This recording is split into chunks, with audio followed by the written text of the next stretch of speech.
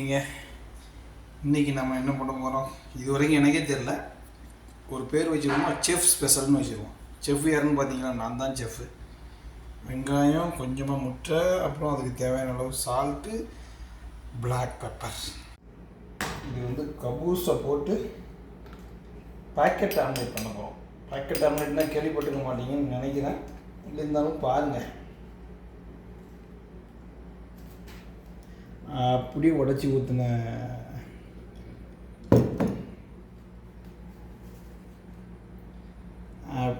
இந்த கபூஸ் சாப்பிட்றதுக்கு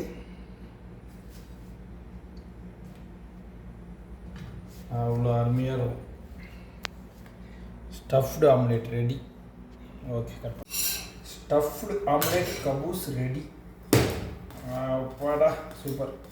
ஓகே, எனக்கு அழகாக இந்த டிசைனில் கேட்டேன். இதுவும் ஸ்டஃப்டு கபூஸ்ன்னே சொல்லலாம், ஆனால் முக்கோணமாக ஸ்டஃப்டு கபூஸ்.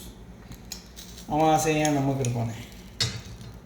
ஓகே, ஒரு வழியாக குக்கிங் முடிஞ்சது. Stuffed parotta, stuffed caboose